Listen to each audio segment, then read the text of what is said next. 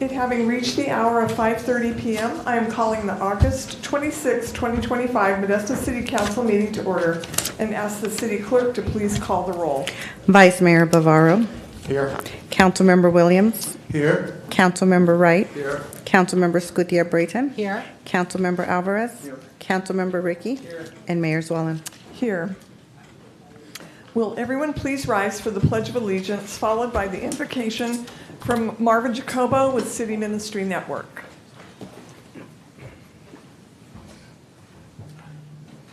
Pledge allegiance to the flag of the United States of America and to the republic for which it stands, one nation, under God, indivisible, with liberty and justice for all. Thank you. Please pray with me. Master, in the scriptures, you've said that citizens ought to willingly work alongside the governing authorities. So since you've established those very elected representatives to promote peace for all, order for all, and justice for all, we want to pray, and I pray, for this council of Modesto citizens and for the various levels of city officials who do work day in and day out to make our city a great place to grow up in and to grow old in. Give these men and women, whether it's city council or staff, wisdom to govern amongst the conflicting interests and issues of our times and communities, the ability to work together in harmony, even as there is honest disagreement, the courage to lead as they ought, that they would view all citizens with dignity and respect. And Lord, interacting with each one of them, I know each one of their hearts and their desires to make this an incredible place to live for everybody. So grant them that real courage and the wisdom beyond their experience to lead as they ought. In my Lord's name I pray. Amen. Thank you.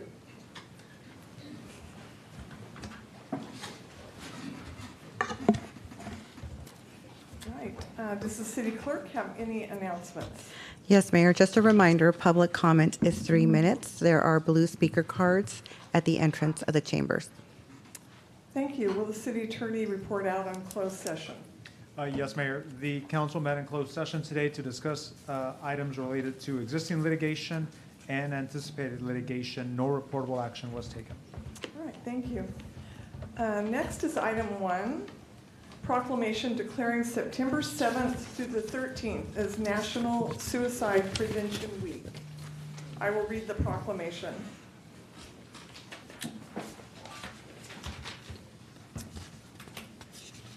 Suicide is a pressing public health concern that profoundly impacts individuals, families, and communities across the nation. It is the 11th leading cause of death in the United States. According to the CDC, in 2022, 12.8 million adults seriously thought about suicide, 3.7 million planned a suicide attempt, 1.5 million attempted suicide, and 49,316 succumbed to suicide. Recognizing the importance of mental health and the need for services aimed at preventing suicide, National Suicide Prevention Week provides a critical platform to raise awareness, foster understanding, and promote services. This week will offer a valuable opportunity for us to unite in our efforts to address mental health challenges, reduce stigma, and offer hope to those who may be struggling.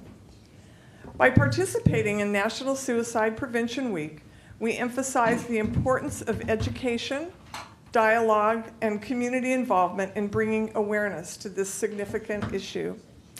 It is through our collective efforts and compassion that we can create a more informed and supported community, ultimately helping to prevent suicide and save lives.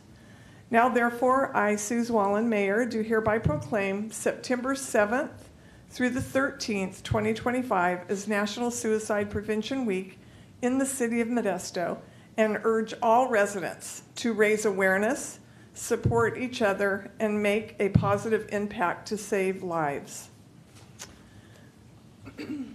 Accepting the proclamation is Jory Martinez from the American Foundation for Suicide Prevention, Central Valley Chapter.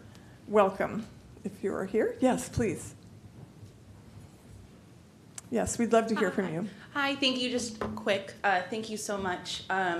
My brother was part of the 2022 statistics, so to not cry, this is just really warms my heart.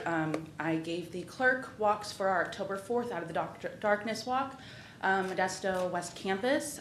We're having a fundraiser for Cane's Chicken the 29th. This Friday, Dust Bowl's having a donation thing for us the end of September, so just, it affects everyone, so I'm just very thankful to have the opportunity. Thank you very much for being here. We will be bringing the proclamation down to you. Are there any comments from council members at this time? I do have something, Mayor. Okay, Councilmember Scooty Brayton. Thank you for bringing this very serious matter to our attention and allowing us to bring a focus to it and the mental health issue that it is. My deepest condolences for the loss of your brother.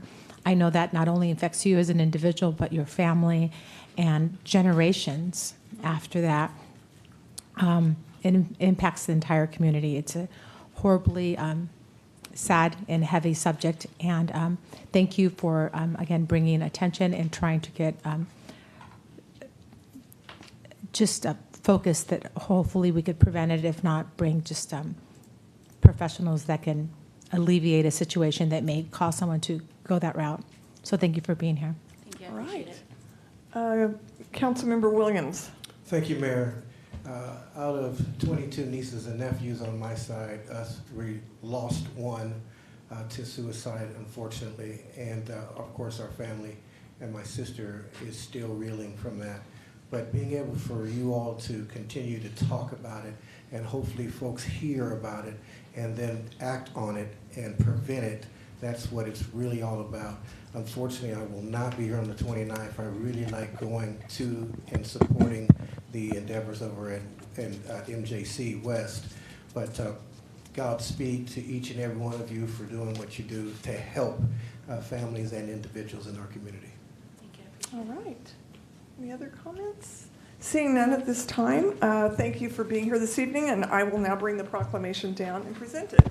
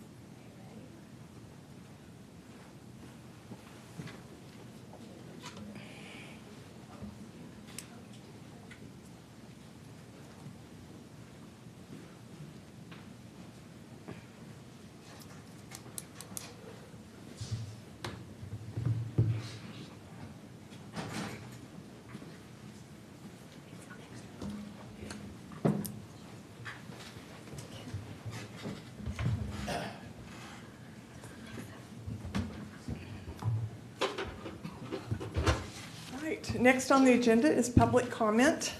As noted on the agenda, public comment will only be in person. Zoom will still be available for viewing and wordly translation. Thank you all for being here tonight. The City of Modesto Council meetings are a place where everyone is encouraged to listen, share views, and participate in the decision-making process that benefits our community. Your engagement is valuable, and it helps our council and city staff collaborate on finding solutions that enhance the quality of life for the residents of Modesto. To be fair and equitable, every individual has the right to speak at this council meeting. However, it is imperative that we foster and maintain a respectful environment for the well-being and safety for everyone present at these proceedings. It is the mayor's responsibility to preserve strict order and decorum at all council meetings. Pursuant to the Charter of the City of Modesto, Article 6, the Mayor, Section 601, Powers and Duties of Mayor, the mayor shall have the authority to preserve order at all council meetings and to remove or cause the removal of any person from any council meeting for any meeting of the council for disorderly conduct, to enforce the rules of the council and to determine the order of business under the rules of the council. Accordingly, the city council meeting decorum rules are as follows. Please be respectful of all presenters, council members, staff, and members of the public. Please refrain from clapping other than following a presentation. All speakers are encouraged to state their name and city of residence. All questions must be directed to the mayor. Please do not block the view of others by holding signs up during council meetings. Time limits for public comments is 3 minutes, but may be limited at the discretion of the mayor to manage the business of the council. Speaking over others or interrupting while others have the floor is not permitted. Cell phones should be turned off or shall be set to vibrate during meetings. Thank you for your patience and participation as we work together to address the issues impacting the community. Maintaining order and decorum during the city council meeting is crucial in the effective governance of Modesto and ensuring the council's decisions are reflective of the community's priorities. Anyone disrupting the council meeting may be asked to leave. Does anyone wish to speak on any item under public comment? This is for items not on the council agenda, and you have 3 minutes to speak. Anyone wishing to address the city council is asked to follow the rules of decorum, which are posted at the entrance of the chambers. I currently have 5 blue cards, and I will read the names in the order that I received them. First is Barry Jackson. Hi, Mayor. Thank you. Just to let you know who I am, I'm Barry Jackson, live in Modesto. My family's been here since right after World War I. Both sides kind of came here from different parts of the world and for whatever reason settled here. So longtime Modesto resident, very committed to being here. And just recently retired. I just spent 12 years at Bayer finishing my career there in counseling and happened to have lost one of my students to the issue that you were just speaking about. So very important thing to devote resources to. Anyway, my role at Bayer took a lot of different avenues because I just wanted to be really involved with the kids in different ways and not just in a counseling session. So I was BSU advisor for 5 years, cross-country coach for 5 years, did an Afghanistan culture club for a year. But boy, was that tough. The boys and the girls don't want to get in the same room, so it's really hard. But I love the kids. They're really cool. Anyway, I put together a basketball game to promote some connection other than adversarial between the teenagers and the police department about 12 years ago, but COVID interrupted a few of those years. So we have a basketball game in May of every year at Bayer during the school day on a Friday. Everybody's eligible to play. They have to practice for a week, but everybody's eligible. It's not just one group or another. So it opens it up to everybody. There's no academic eligibility or anything like that, and it's just for fun.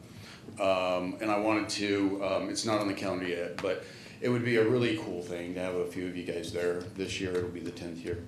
And also, I just wanted to recognize Lieutenant Payne, Felton Payne, who was my counterpart in the police department. And Chief Gillespie has been there. He's played a few times. He showed up as a watching a few times.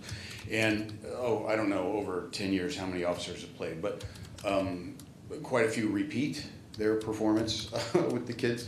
And it's fun. We've won most of the time. They beat us a few times when the kids like to hot dog it. But anyway, it's really fun. They get to eat pizza with the kids afterwards that they play with. And I've heard of one story, after the very first year we did it, I had a kid come back the next year as a senior and said that over the summer he and his buddy had been pulled over. They had squirt guns on the seat of their pickup. And it had been reported through the McDonald's drive-thru they had guns or something. And these are mostly minority kids, black kids, mixed kids. And very stereotypically, they got said something over whatever with McDonald's, and then the cops came and whatever, and they pulled him out of the car at gunpoint. And the cop said to him, "Didn't I just play basketball against you like last week or last month or something?" And he's like, "Yeah." So the guns got put down, they talked, and so it had a good result. So if nothing else ever good happens from it, that moment happened. I am very much a law and order kind of guy, but we've got to do more of that kind of stuff. No masks, none of that BS. So please come to the Bayer basketball game. Thank It'll you. be in May, okay? Thank you. Let us know. All right, next is Elaine Wong, excuse me. Yes, Elaine. Hello, everyone. I hope my nerves allow me to communicate what I want to say. My name is Elaine Wong. I am a doctor and chief resident of the Valley Consortium for Medical Education in family medicine. Since April 1st, I and my colleagues have been bargaining with VCME for a fair contract. As many of us know, Modesto's low-income, chronically ill patients rely on us for care, especially the residents. You know, we put our heart and soul into everything because it's our first few steps into healthcare. So we care a lot. Since high school, we've been working towards a profession that would allow us the privilege of taking care of patients like those in Modesto. Unfortunately, BCME and the Golden Valley Health Centers are not listening to our concerns about patient care. Since BCME cut the number of family medicine doctors, doctors in our program have expressed serious concerns with overwork. We have, in many cases, worked over 80 hours in a week, and while previously required to work 24-hour shifts, there's no guarantee from administration that this won't happen again. To add insult to injury, our transition time from nights to days has been reduced to a meager 23 hours, which I would say is a time interval that most would agree is not something they want their doctors undergoing prior to administering patient care, particularly in the hospital setting. At the Golden Valley Health Clinics, doctors are not being given sufficient time to give our patients the attention they so much deserve. It takes months to get into a clinic to have a complete physical, and with all the cancellations and scheduling errors, that can sometimes be prolonged for 6 months. Many times I've seen patients, they haven't even had their routine mammos, they're like 50, they got a lump in their breast now, and it just adds insult to so much of the injury that plagues our residents of Modesto. And so we have been unable to establish continuity with patients. Many times I'm not able to see my patients again. I don't know what happens to them. They're unable to get to our centers, and it creates more pressure in that one appointment. I got to adjust a million things today, otherwise it won't happen again. I'll never see them again. So that being said, Modesto's patients deserve more doctors, not less, and they also deserve more quality time, not less. Our patients deserve doctors who are well-rested, who are able to focus on providing quality patient care. Instead, VCME and Golden Valley are cutting the number of doctors, and the program is actually struggling to fill the spots it does have, and at first failing to fill half of its resident positions this past June. And when the resident doctors finish our program, unfortunately, they're not wishing to stay here, and that's the opposite of what we want our resident doctors to do. As a personal anecdote, I love the patients of Modesto and have made such strong connections with the community, but like any other human, I and my colleagues deserve to be respected for the love and effort we put into our patients and the patients that we choose to serve every day. So we're asking for your support. We want to spread the word about our concerns and ask for support in telling VCME and Golden Valley to agree to a fair contract. Thank you. Thank you.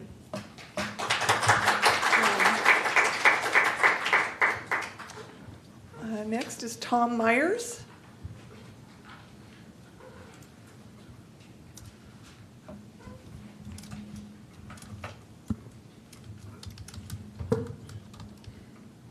Good evening, Mayors Wallen and council members.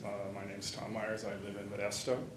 I'm part of the Urban Forest Group, and I'm a board member of the Stanislaus Audubon Society. I want to thank you for using Measure H money to both protect, maintain, and enhance the trees in our neighborhoods and city parks.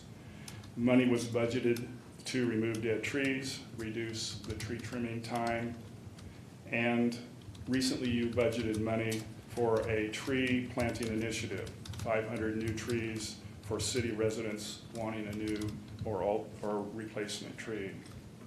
Most of us know the value of trees. They provide shade, moderate climate, improve our air quality, reduce storm runoff, stabilize the soil, and harbor wildlife, especially birds. But they are also intrinsically beautiful. A walk among trees can reduce stress, provide a calming effect on our physical bodies, lower our blood pressure, clear our minds, and they help increase the quality of all of our lives. I want to talk specifically about one park right now, the Tuolumne River Regional Park, known as TRRP. It borders the river for 7 miles from Dryden Golf Course to Mitchell Road and encompasses 500 acres. A master plan update for TRRP is now in progress, and 2 of our council members, Councilmember Guevara and Alvarez, are on a 4-member commission that will be in charge of this update, and they will be making important decisions on the park now and on its future. The park is a treasure trove of trees, especially valley oaks. Unfortunately, many people do not even know the park exists, and it is not well used. Unsafe parking areas, homelessness, stray dogs, and trash have caused people to stay away in the past. But Chris Guptill and his 9299 have done a remarkable job cleaning up the river, and there are less homeless than before. The recreational possibilities of this park include walking, jogging, biking, boating, fishing, birding, and picnicking. I hope the new update can help the park be more accessible and welcoming, especially to the families who live near it. This park has the potential to be a vital part of Modesto's future, and our city can be known as a river park city. Thank you for your time. Thank you. Right, Harlan Diven?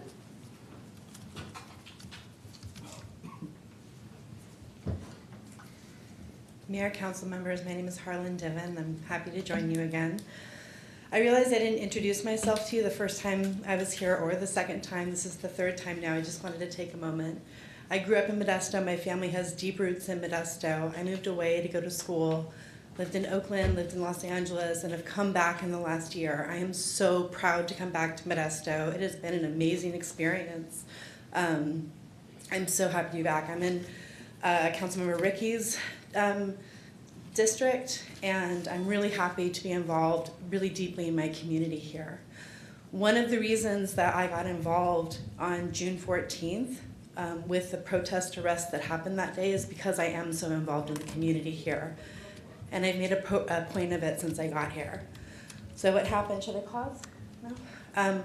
What happened on that day was, and we know this, there were a series of arrests at an Ice Out protest that happened here at 10th Street Plaza. Now, a lot has happened since June 14th, and a lot has not happened. Those arrests were dropped, the charges were dropped. They were held over those protesters for 2 months. Some of those protesters are under 21 years old and were terrified of those charges. They were misdemeanor charges, serious. What else has happened is that those arrests remain on their records, and they cannot come off those records without a long process or the DA taking action. The DA has not taken action here. I don't know who's going to take action to remove those arrest records. I've contacted a number of criminal defense attorneys. No one has the space for it. I'm looking for help right now. What's happened at the Civilian Police Review Board right now is the can is getting kicked down the road. Again, we're looking at months more process here. The Civilian Review Board does not have the ability to launch an independent investigation here. This body has the ability to launch an independent investigation. And why should we have an independent investigation? These snatch and grab arrests were meant to cause fear in the public. The way that they were designed was to cause fear in the people around them. And we have heard testimony here of people who left the protest because they saw those arrests and were uncomfortable and afraid. That is an immediate chilling effect on First Amendment speech. These arrests were targeted. 3 of those arrests, like I said, were unhoused youths. These arrests took place in action planned by black and brown protesters, not the event that happened up the road at Griseda Park. The arrests of each of these individuals still remain on their records, like I said. This body has the power and the responsibility also to set its own agenda. You've heard from people now for 2 months on this issue, and you have not put this issue on your own agenda. Sorry. I have more to say, but I'm out of time. Thank you, everyone. Thank you. The next is Anne Marie.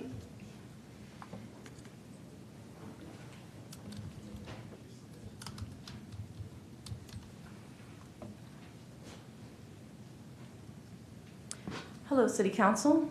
Hello, Mayor. I am also here to speak on the repeal of the mask ordinance. I have been here for almost every City Council meeting and almost every CPRB meeting. Me and others have spoken about repealing this ordinance at every single one. It feels at this point that we are being ignored, that people are dragging their feet or passing off responsibility onto someone else. I understand you may be waiting on a recommendation from the CPRB. They are also, at this point, dragging their feet, trying to get more community input before giving their recommendation with no timeline given.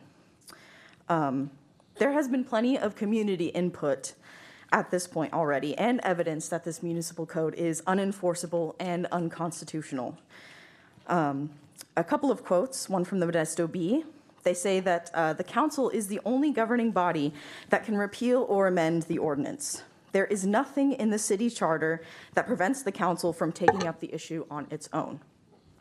The ACLU, in their letter to the city council, says that the ordinance's anti-masking provision runs afoul of the right of privacy enshrined in California's Constitution at Article 1, Section 1, as well as contravenes legal protections for those with disabilities and other health issues. Beyond these blatant facial defects, recent events in Modesto on June 14th indicate that Modesto law enforcement officers are enforcing the anti-masking provision in a disparate and viewpoint discriminatory manner, which presents yet additional constitutional problems.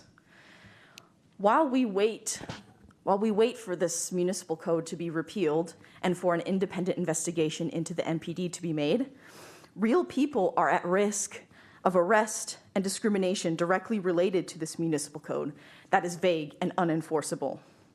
MPD have shown to unfairly enforce laws, and we are being surveilled everywhere. We have a right to protect our identities. A mask ordinance is not going to stop white supremacists or Proud Boys or ICE from hiding their identities while committing violence. What will it take for you to listen to us? Is the threat of litigation what is necessary? If so, we'll do what is necessary. We'll keep coming back. You will not stop hearing from us. Our demands are a full repeal of the Modesto Municipal Code 4-23.02, Section 13, and any ordinances used to criminalize protests and violate our First Amendment rights, increased accountability and oversight powers for the Modesto Community Police Review Board so the board can initiate an independent investigation of MPD's conduct, tactics, use of force at the June 14th anti-deportation protest, as well as future instances of police misconduct and repression, and an end to the targeted political repression of Black, brown, immigrant, and poor and radical voices in Modesto and across the Central Valley. Thank you very much. You're welcome. Next is Steve.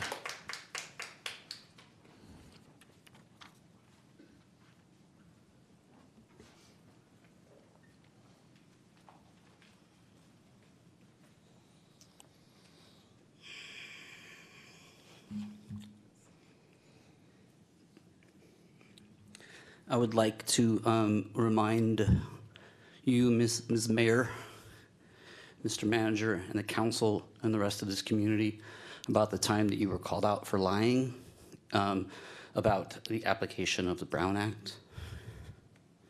You've never taken responsibility or apologized for that. But it's a new day, right?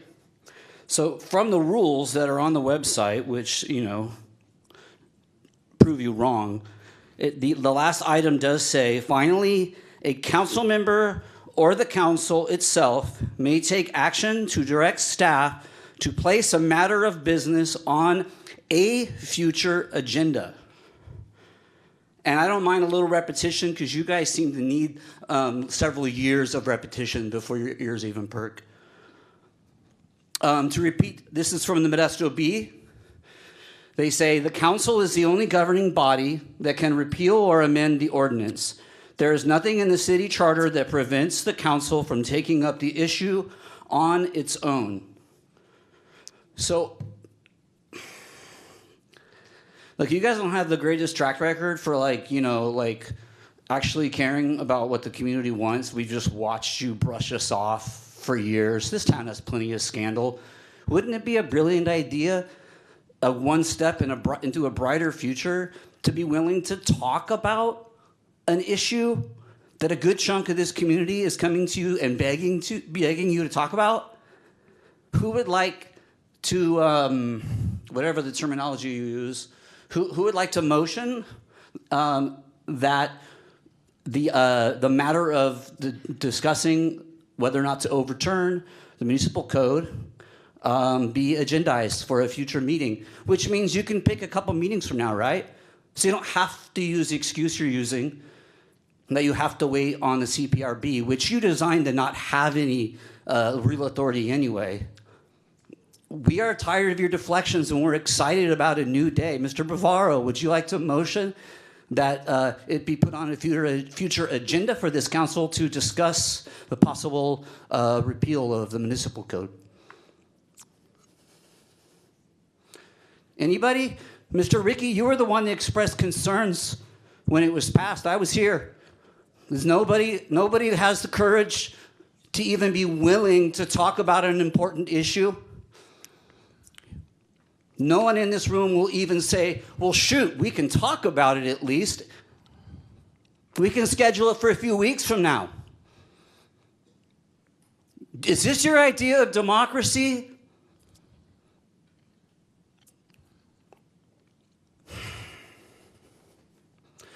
No one. Okay, we see how you operate.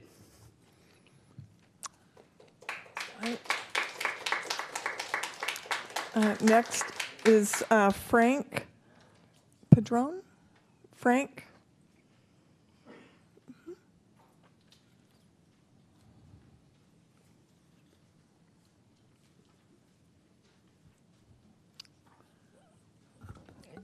Yeah, about a year ago, city planners came over. We had a meeting. I live on the west side of Modesto on Rouse Avenue. And they came in and told us they were going to put a project of sewers, sidewalks, and curbs and gutters on Rouse, and that we could no longer have septic tanks, that it would not issue permits to get them fixed if they went bad. What they didn't tell us is that they didn't have the money to put the sewers in on Rouse Avenue.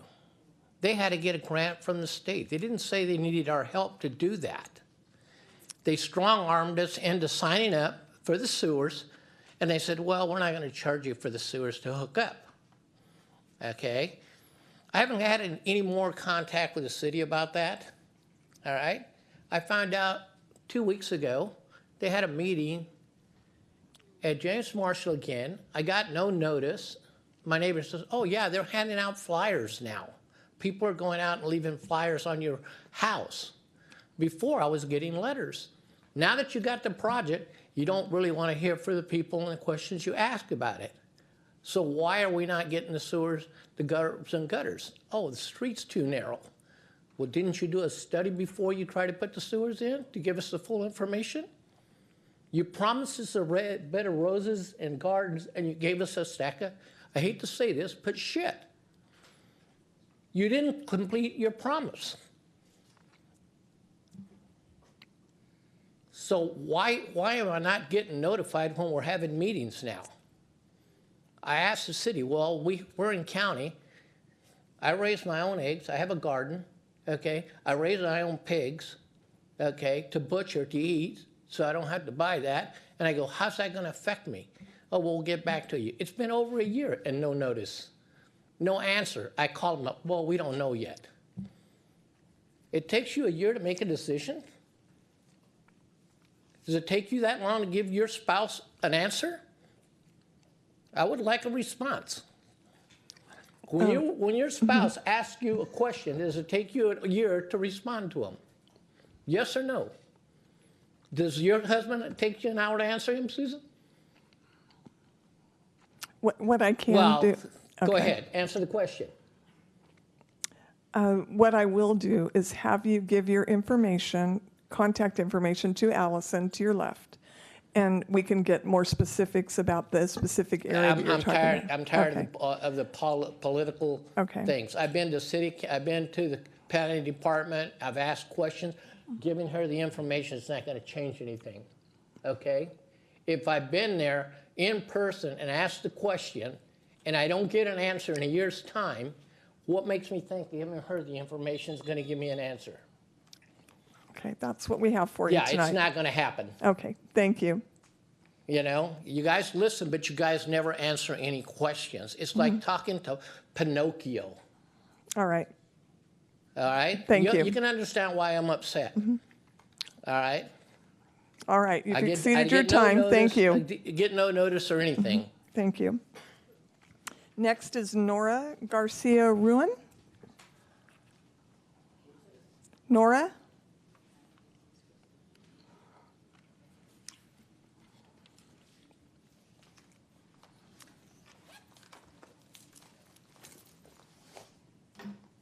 Hello. Hello. Hope to not get cut off this time. I'm here once again to speak on the demands that have been brought to you by Central Valley Black Indigenous People of Color Coalition regarding the end of Modesto Municipal Code 4-23.02 and to take action on holding MPD's actions on June 14th and holding them accountable to those actions. Last week, the Community Police Review Board elected yet again to not make a recommendation on the matter, stating that more research is needed before they decide to act. And meanwhile, members of this council have either spoken out against those demands, remained silent, or repeated that they will not move without input from the review board. While we wait for a recommendation that may or may not come, I must say that despite fundamentally disagreeing on every viewpoint, I almost feel the urge to commend those of you who have taken a firm stance against repealing the municipal code, because at least we know where you stand. At least you've made a clear decision, however immoral and unconscionable, rather than backpedaling and passing the responsibility onto boards and committees. As for the rest of you, all that's being asked at this point is for you to put the matter on the agenda so that it can be discussed and considered. You're asked to acknowledge the importance and the urgency of your constituents' concerns.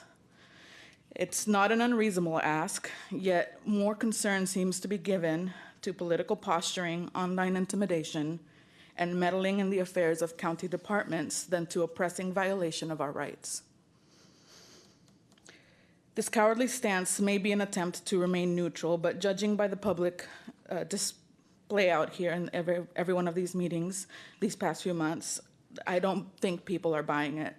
Your silence says loud and clear that we are against you, but are too chicken shit to admit it.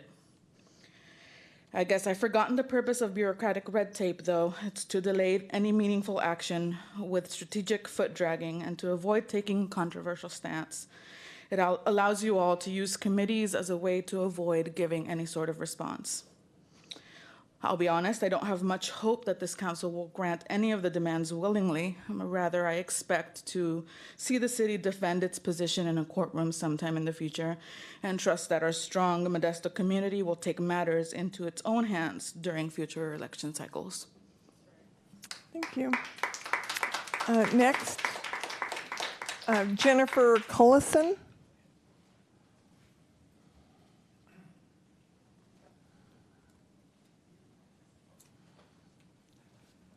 Welcome.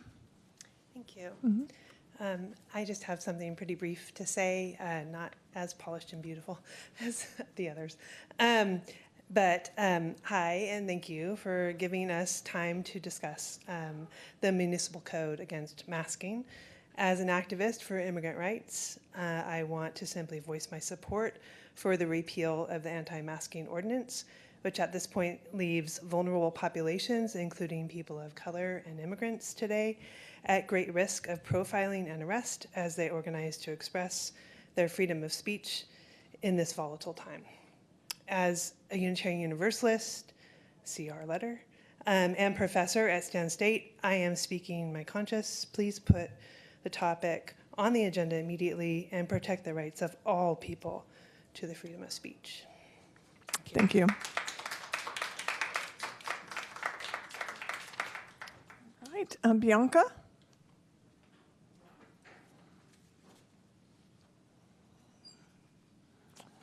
Welcome.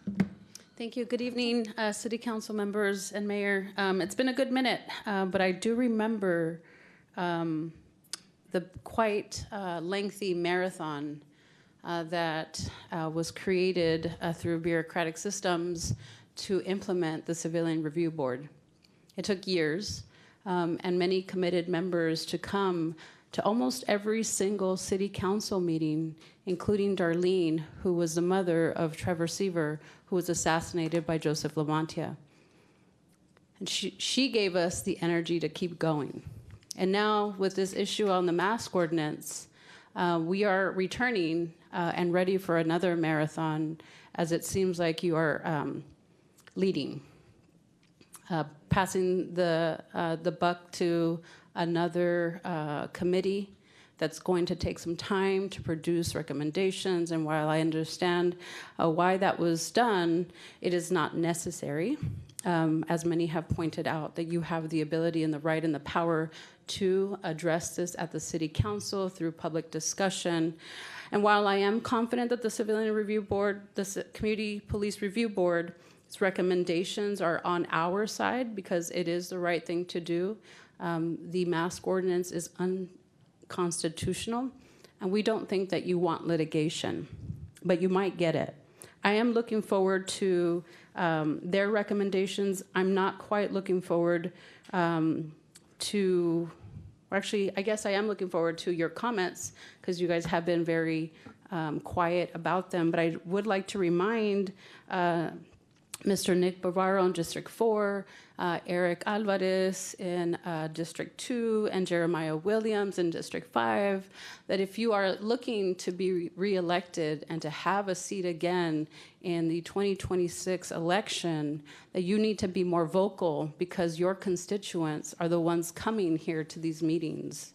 And so you can choose to remain silent, but the people will be speaking very loudly at the ballot. All of the people that have been coming to the Civilian Review Board and the City Council member meetings are citizens and residents of Modesto. They're not coming from out of town, right? We're not outside agitators. They are voters, and they're ready to vote you out or maybe support you if you can show that you are on the right side. And then just lastly, you guys are doing a really poor job at community outreach and education about the Civilian Review Board. I've requested some assistance about your website. I have no follow-up. It's been a few days. And we've been asking for this for many months. Your website is very lacking and not user-friendly. And if you really wanted to get this issue to the Civilian Review Board, I would suggest and recommend that you improve the community outreach and education about those meetings and what this issue is about. Thank you. You're welcome. Next is Celia Garcia Perez.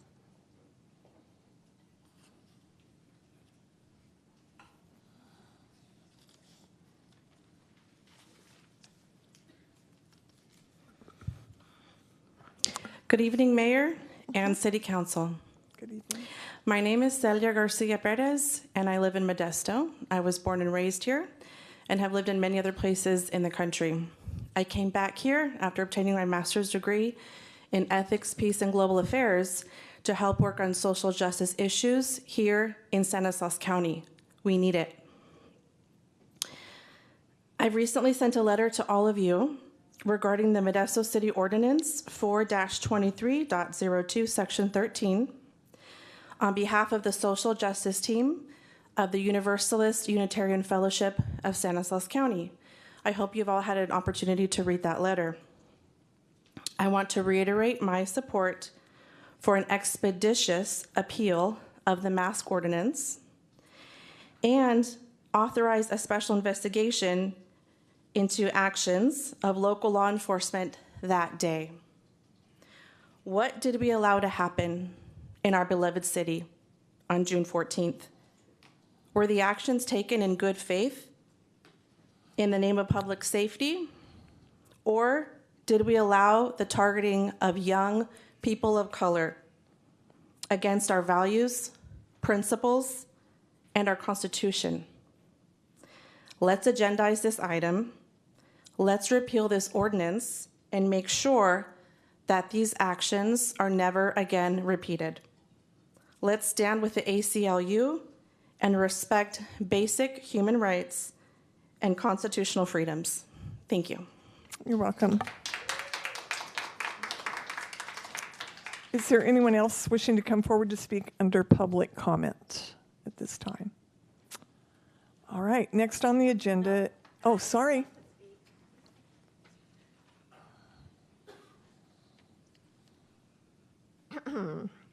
Good evening. My name is Laricana. I am a concerned community member and resident of Modesto. I'm here to echo the people of conscience who have spoken before me and ask that the anti-mask ordinance, Municipal Code 4-23.02 subsection 13, be added to the City Council agenda and put to a vote for amending or repealing altogether.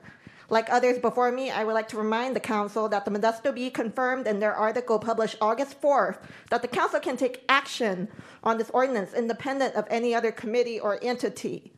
Additionally, I will once again quote Community Police Review Board member Wendy Bird, who told the Modesto Bee in that same article, it's not about having to go through the Police Review Board. It's about including the Police Review Board as part of a collaborative approach in coming up with solutions. I am still waiting to hear how the Council has collaborated with the Community Police Review Board to address this important issue that concerns your constituents' First Amendment rights. I also find it interesting that this section for public comment was framed as a decision-making process space when I've yet to see any decisive action taken on this matter, even though it has been over 2 months.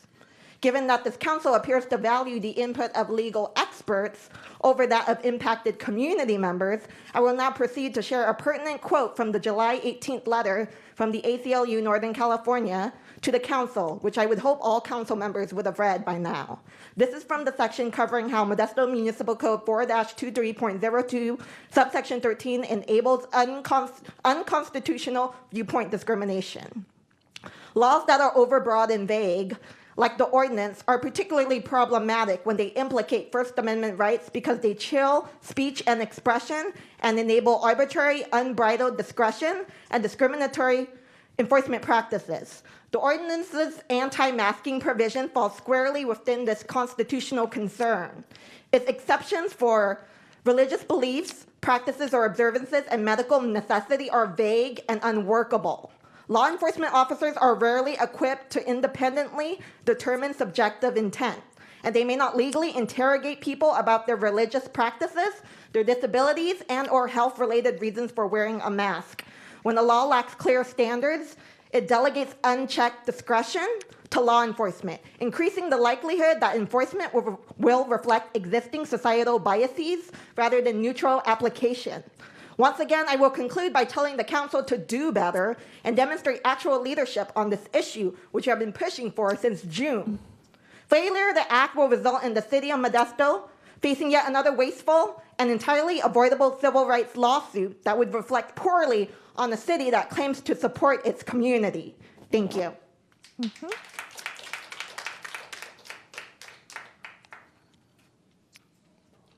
Good evening. Good evening. My name is Slowpoke Garcia, and I come tonight not to criticize but to celebrate, because I have never seen a city take such pride in moving so slowly. Modesto has redefined what it means to drag one's feet.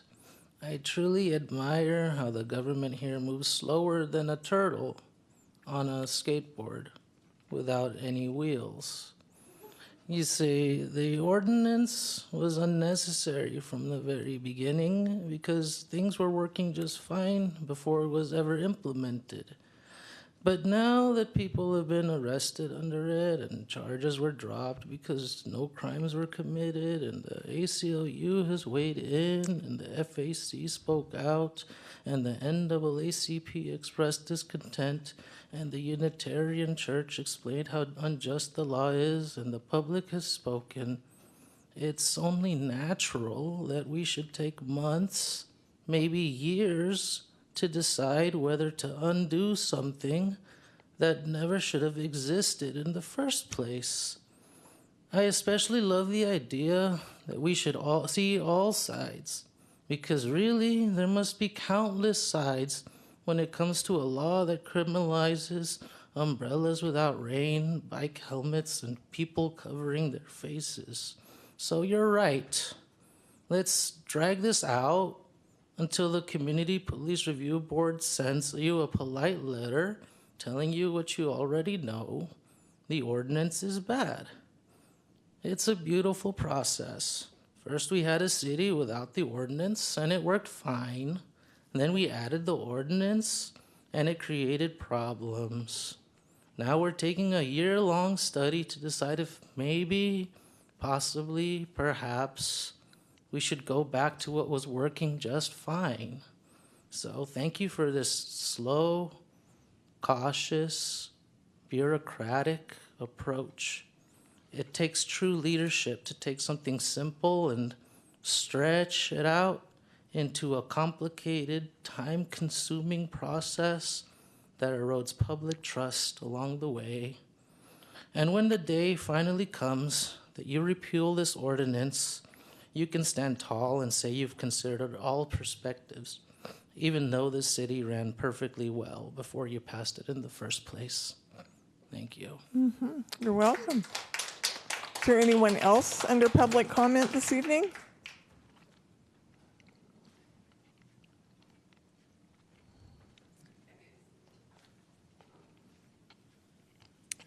Mayor, City Council, Jerry Thompson with California Lowrider Alliance. I'd like to make an announcement starting in the month of September throughout the end of this year through the beginning of spring of next year. We had collaborated with Modesto High School along with Modesto Junior College to do a police car lowrider project for the Modesto High School student shop class. They have taken ownership of the car at the end of this month, which they currently have. They're going to start on the project starting September and work on it throughout the school year. They're going to make it an actual lowrider car. It's going to be instructed by members of the lowrider community.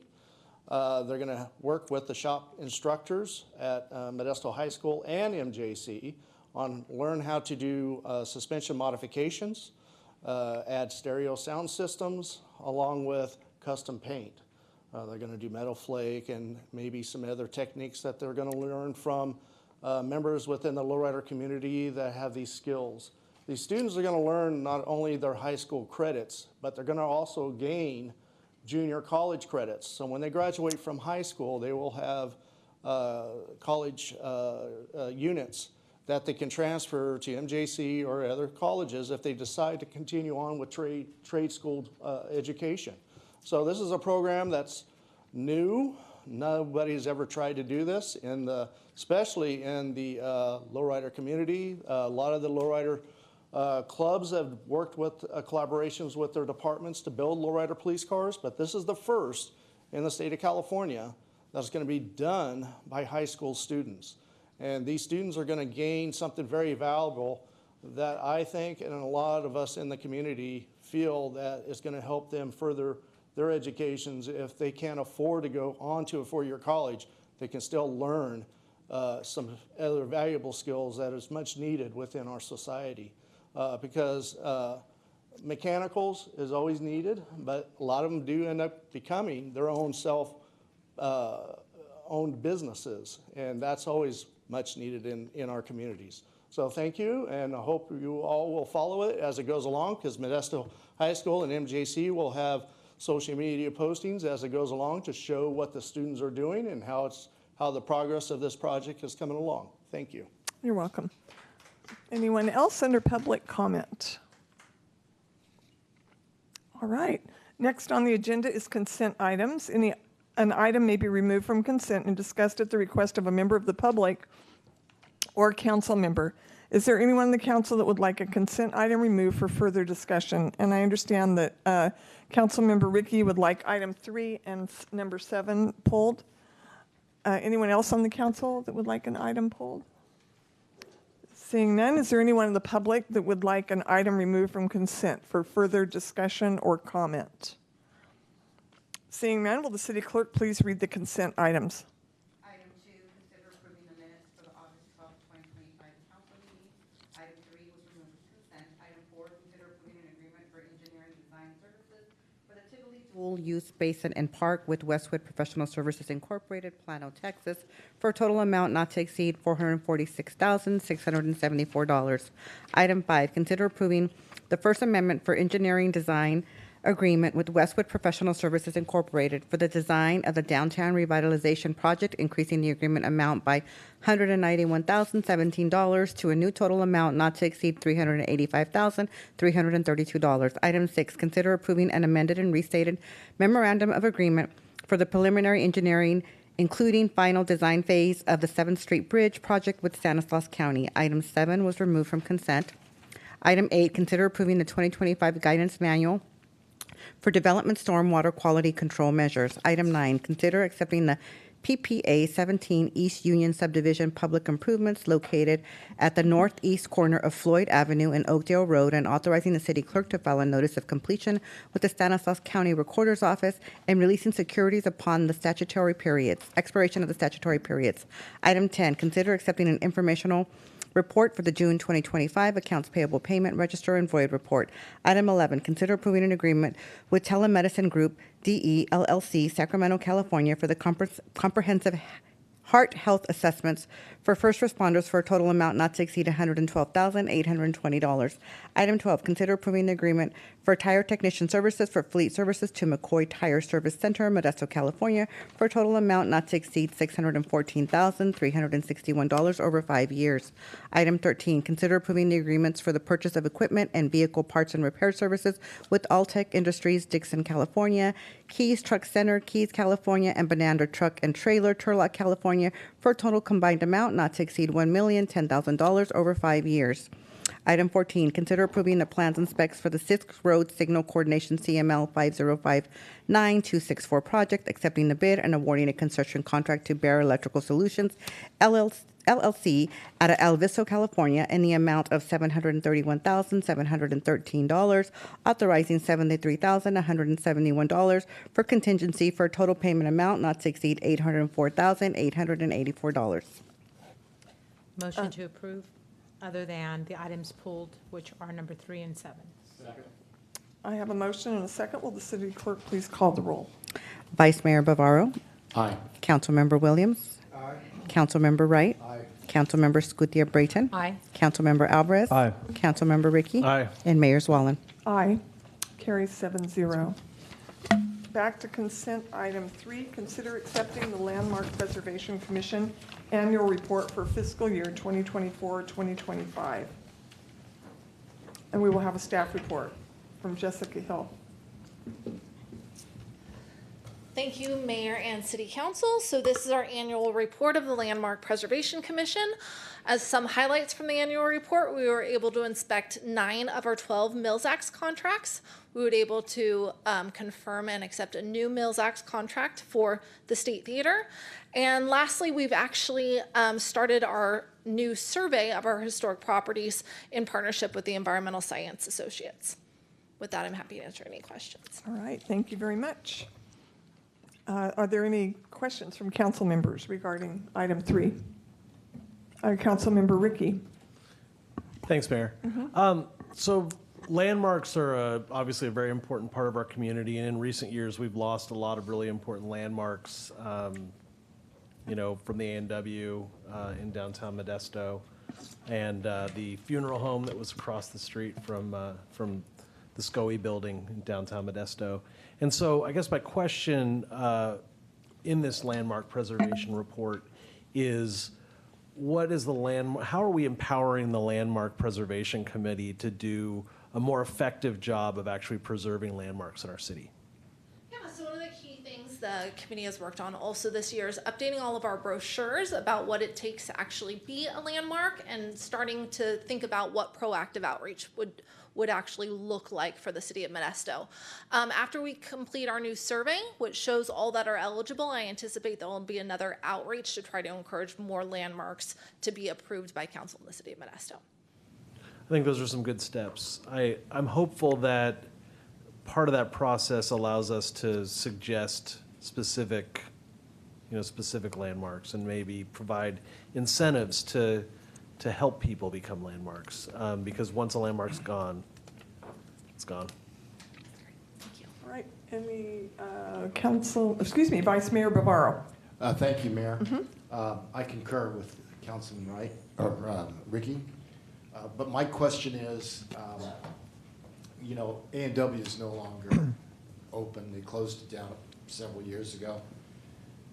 Are we still able, even though they haven't knocked the building down, are we still able to have that reviewed as being a landmark preservation building? So one of the key things of establishing landmarks is that we have to work directly with the property owners, and the property owners have to be willing to actually initiate their property to be a landmark.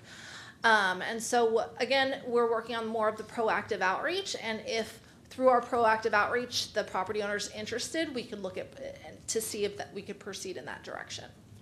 Yeah, I think the landlord that owned it before it was closed down still has that property, so perhaps we can maybe get in touch with him. I believe his last name is Matthew or something like that. Okay, and also, since we're talking about the Landmark Preservation Commission, I'd just like to acknowledge the president or chairman of that commission, Harrison Powers, for the work that he has done and his leadership that he's shown. He has really taken, if I can use the bull by the horn, and really has done a great job. And he lives in my district, and I just like to acknowledge him for that, his work. All right, any other questions from council members regarding item 3? Seeing none, I'll open this item up to the public. Any comments from the public regarding this item?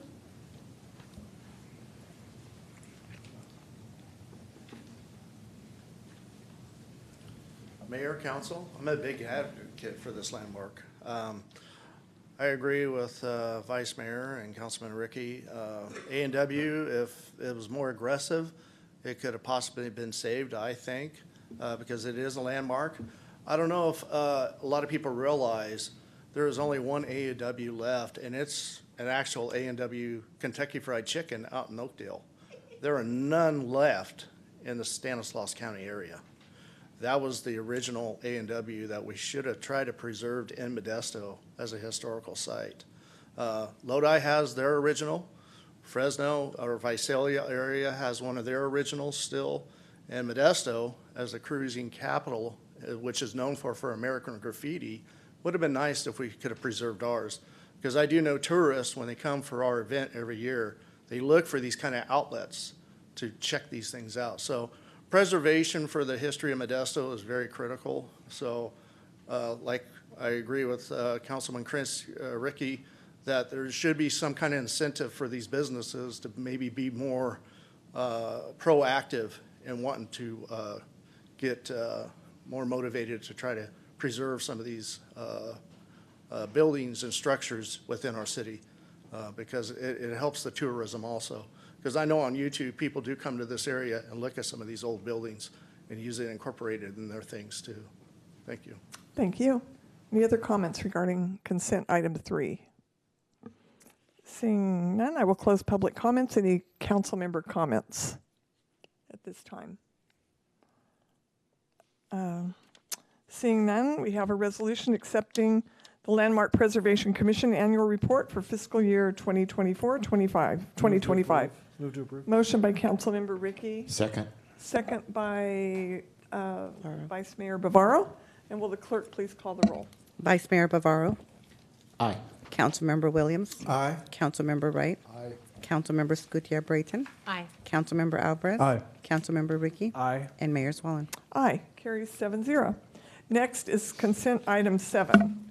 Consider accepting the 2023 playground replacement Phase 1 project as complete, releasing securities, releasing payment totaling $698,525 to Sierra Play Partners of Ripon, California, and authorizing the city clerk to file a notice of completion. We will have a staff report by Toby Wells. Welcome. Thank you, Mayor. Good evening, council members. Toby Wells, Director of Engineering Service, City Engineer. This item, number 7, is the acceptance of a project from 2023 on playground replacements. As the council is very well aware, the passage of Measure H provided funding for deferred maintenance. Specifically, one of the areas of focus was updating our dilapidated park playgrounds. And so in 2024 fiscal year budget, 6 parks were scheduled for replacement. They were later awarded by council in 2 steps. First, we purchased the playground equipment for those 6 parks, and then later installed those parks, playgrounds.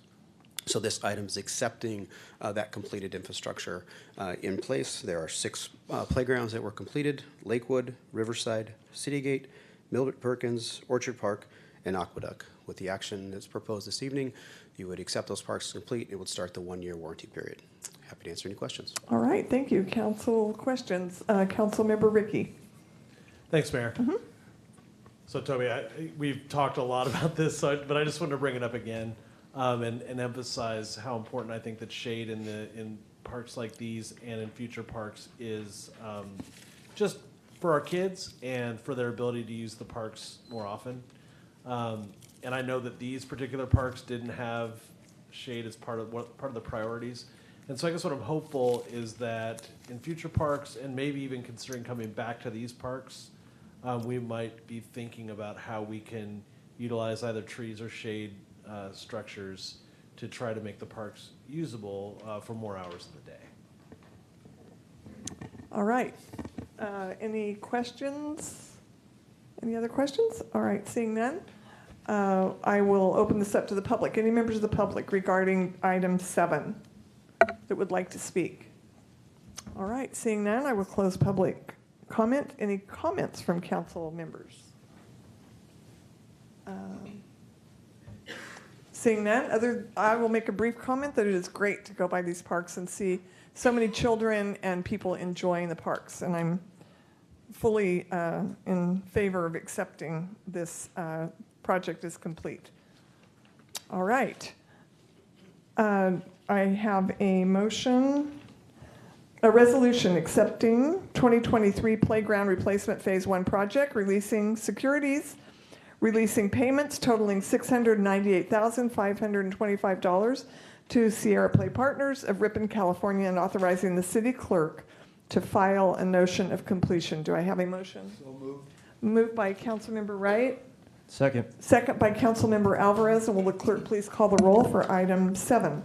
Vice Mayor Bavaro. Aye. Councilmember Williams. Aye. Councilmember Wright. Aye. Councilmember Scutia Brayton. Aye. Councilmember Alvarez. Aye. Councilmember Ricky. And Mayor Swallen. Aye. Carries 7-0. Thank you. Next on the agenda is council comments and reports. Do any council members have comments and reports? Councilmember Wright. Thank you, Mayor. I just want to give a brief update on what's happening with our homeless issues. Our downtown street teams in the month of July consisted of 20 team members, 289 volunteer hours, and resulted in approximately 8,100 pounds of trash, including 15 needles being removed from city streets and parks. The park team served 11 city parks throughout the month, and 2 team members secured permanent housing, which is great. They're doing a great job. Modesto Gospel Mission started in the month of July. The program transition to men only serving as safe sleeping sites for a total of 52 men, and provided additional services such as showers, laundry, housing, and case management. This is a new safe sleeping area that they have opened up for men there at the Gospel Mission. And also our community housing and shelter services, homeless prevention, rapid housing. In the month of July, program assisted 13 households consisting of 19 individuals with rapid rehousing services, provided rental assistance to support families to obtain permanent housing. Also, a housing update, bridge housing at 1530 Owens. I'll let the mayor speak on that. We were all there, but she can elaborate more on that. And then also El Capitan Motel, the city was awarded $18 million to reconstruct the El Capitan Motel into 49 permanent supporting housing, which includes 24 residents, or 24 will be restricted to veterans, and 24 will be declared to other individuals experiencing homelessness and behavioral health challenge. I know there is an issue with housing for veterans, and I'm glad to see that any new housing projects that we bring online, some of those are reserved for veterans. Our veterans should be our #1 priority, in my opinion, as homeless. They serve this country. Because of them, we are in a free country, and we need to do more for our veterans. Thank you, Mayor. Councilmember Williams? Thank you, Mayor. 39 years ago today, the next morning, I was to be married to my wife, Nancy Williams. Want to let you know, happy anniversary. Love you. Thank you for everything you've done for our family. May God continue to bless you and us as we continue to live together. Maybe not always in harmony, but we'll do our best. All right. Any other, all right, Councilmember Ricky. Thanks, Mayor. Pikes Park is a park off Kearney. It's a park that we've been working on in the city for quite some time now. And it looks done, but it isn't open yet. And so I've been getting a lot of questions from people as far as like, why is this park not open? It's ready, we should be opening it up. And what I've found is that I talked to the city, and the city said just the grass hasn't fully established itself yet. And so I love the fact that the city is committed to building parks right and making sure they last for the long term. And so if that means we need to wait, a little while longer to open it up and enjoy the park, I think that's the right call. So I'm pleased that the city's doing the right thing here, and we all just need to be a little bit patient, and then when the grass is ready, we're gonna open that up and everyone can enjoy it. I'm also, I'm excited to remind people about our upcoming Modesto Dunk Day on September 6th, and that's from 8 a.m. to 12 p.m. At John Thurman Field. You can take your large bulky items, your mattresses, tires with rims, household garbage, as long as it's in bags. It's all part of Modesto's commitment to reducing blight in our community, and a little bit like what Councilmember Wright was saying. I really appreciate Modesto's commitment to working on that. In addition, Downtown Streets team 8,000 pounds of trash. City of Modesto's blight abatement team picked up 65,000 pounds of trash in June. So they're just committed to making sure that Modesto's cleaner, and we're making real progress there. Finally, I attended the meeting of the Stanislaus Animal Services Agency this week, and this week the bureaucracy came back with a few recommendations. I found those recommendations quite disappointing.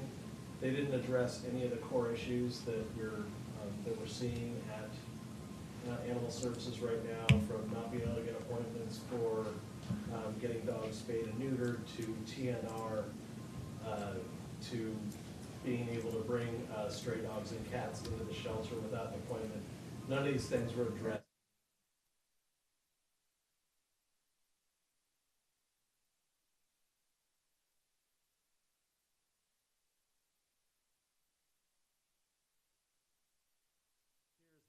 The board voted down these recommendations, but we really need animal services to look at new ways to provide more services by doing more with their existing budget, while also increasing revenues.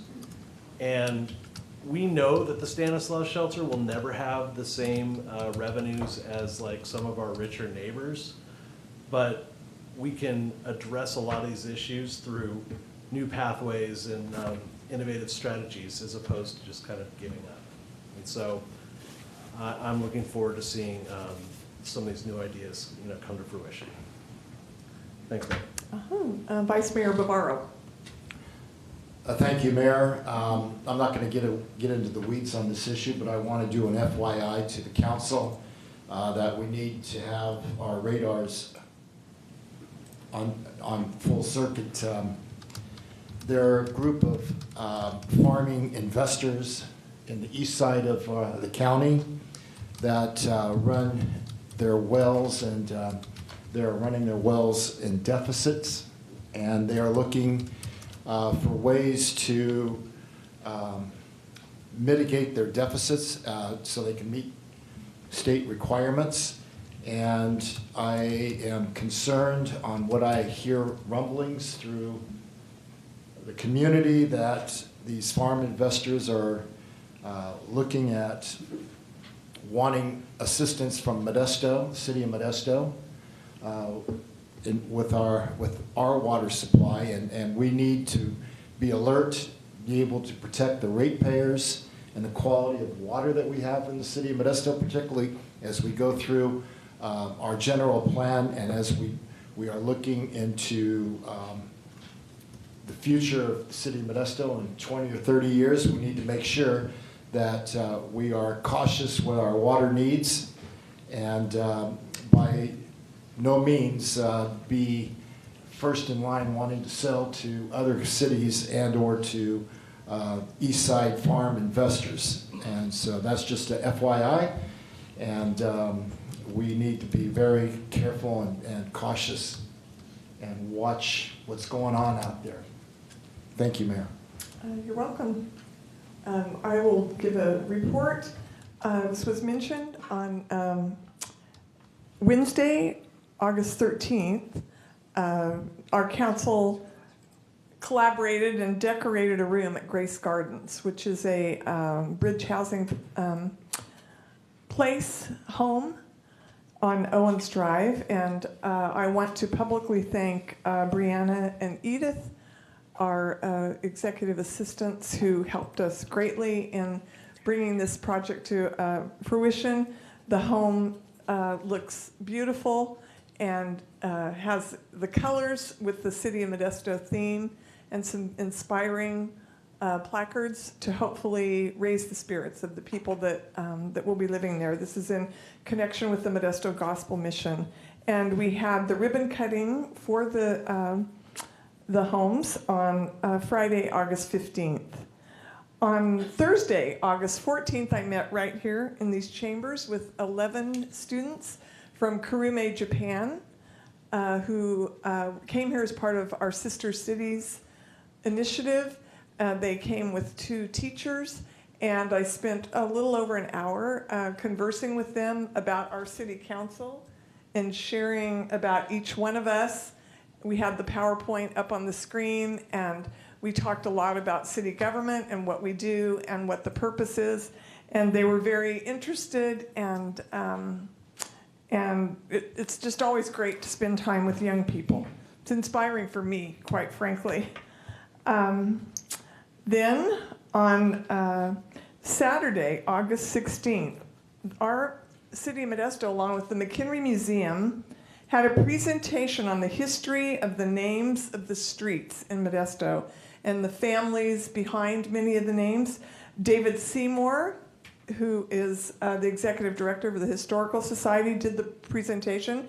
It was done beautifully, and one of the highlights was one of the attendees was Valerie Pearson. Valerie Lane was named after her, and she showed up for the event. It was not easy for her to be there, but her son assisted her and brought her. And I might add that her father was, and now he's deceased, but Ralph Brown, who was the assembly member who originated the Brown Act that we heard mentioned one time tonight, and his legacy lives on because that is truly what we live by. So Valerie's father is Ralph Brown from Modesto. Then enjoyed Maverick from the Modesto Police Department, made a visit to my office. So it was great to meet our canine friend, and I appreciated that visit. I did attend the Stanislaus County Government Roundtable with Beam Circular. This is a group that is started with Stanislaus County regarding biomass that is produced in our community. We are an agricultural community, and this is a huge initiative that will hopefully change the way that we take care of our leftover agricultural products and create jobs and be a real driver for economic development in our community. So I enjoyed that, especially there again, being out at the Modesto Junior College on the West Campus with the students. They were very eager to share their projects and the science that goes along with all of this. They're brilliant people, and I admire them in every way. That's my report. So at this time, if there are no other reports from council members, city manager is, as we can see, absent tonight, but our acting city manager, deputy city manager Allison Van Gilder, do you have any comments and reports? All right, not at this time. Are there any matters too late for the agenda? All right, seeing none, I'm calling this meeting of the city council to be adjourned.